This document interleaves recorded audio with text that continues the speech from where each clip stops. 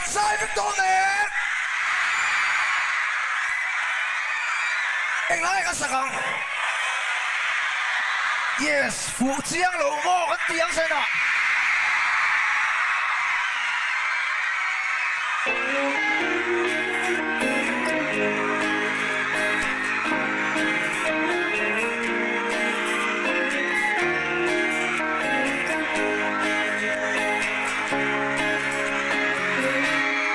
Phụ lỗ mô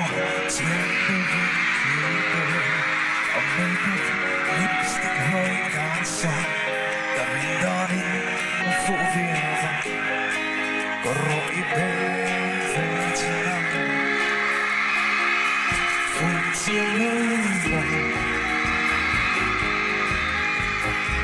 ai bỏ lệ sân sân tôi nè suy lung á đúng nghề mày suy lung á đúng nghề mày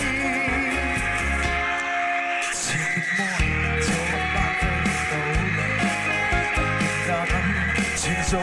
mò cây sông cất hiu linh thề lô cây sông cất hiu linh thề lô phút chiều lối ai bỏ lệ sân sân tôi nè suy lung á đúng nghề mày suy lung á đúng nghề mày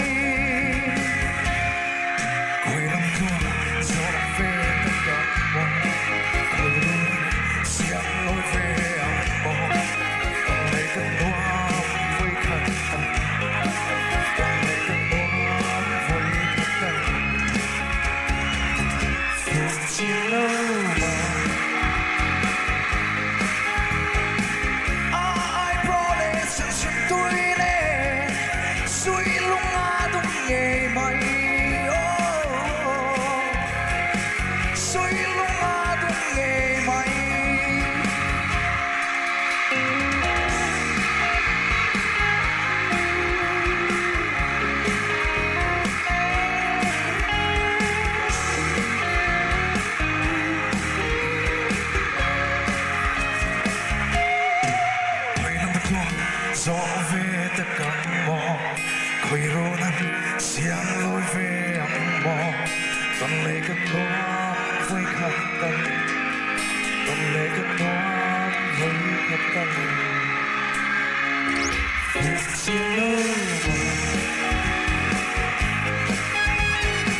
ai bỏ lệ sân sân tôi nè suy lung á đúng nghề mày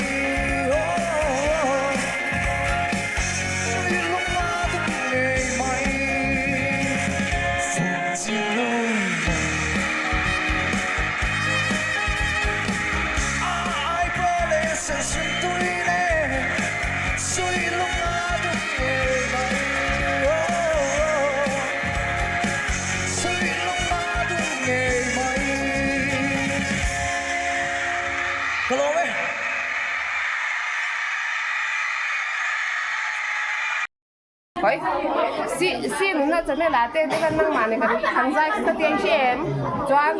oi pitarang lu tem bi chu oi ali pitarang lo tu ro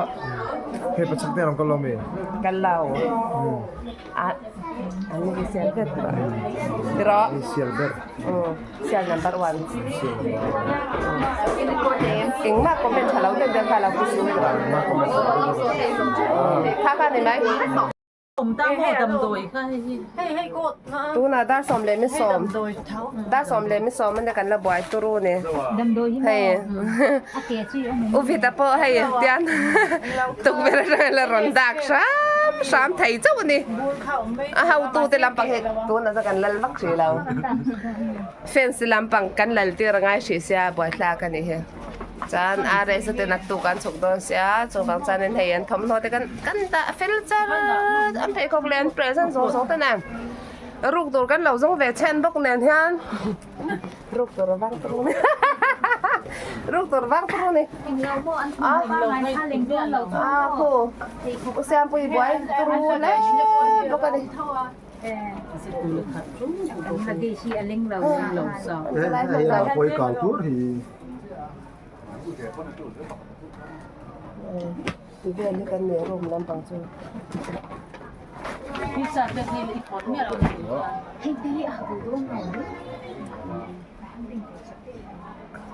ăn chè Bisa cái Anh nói cái đó thì mấy em kia là quay về sớm lâu xuân ăn bữa xả về lòng ăn tầm tàn là bố có quên lần lẩu lẩu được ba lần lẩu được ba này anh hiện nay sẽ cần tao cho tình nó ông bắt lẩu cái đi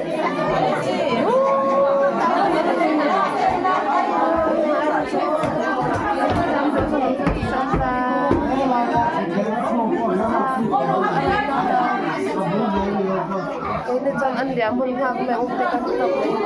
อันละตุให้อันละคุยตุตัวที่เตียนในไลน์นะในไลน์ในปอลังช่องเสร็จแล้วก็กติกาอันนี้โดนนี่จ้ะปนสเตปปนขัดกติกาให้ในไลน์อันนี้บางเกนี่ตั้งแต่อักไว้พักเรียนนี่จ้ะกันขา3-4ไม่เราจวนติงน้ำเสียเราเนี่ย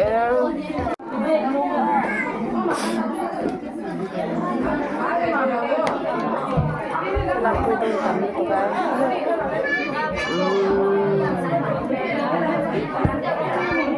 Lạc quy tổ tiên mình bày dễ rồi đấy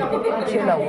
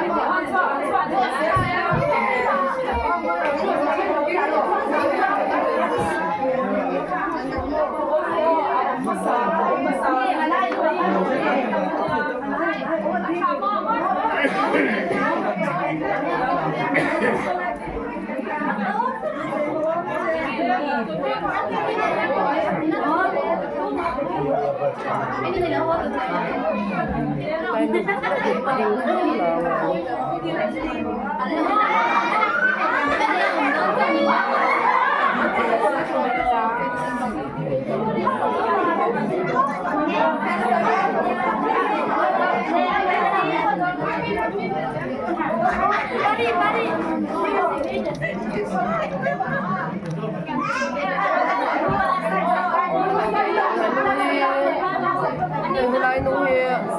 chủ mấy xe thật tốt nha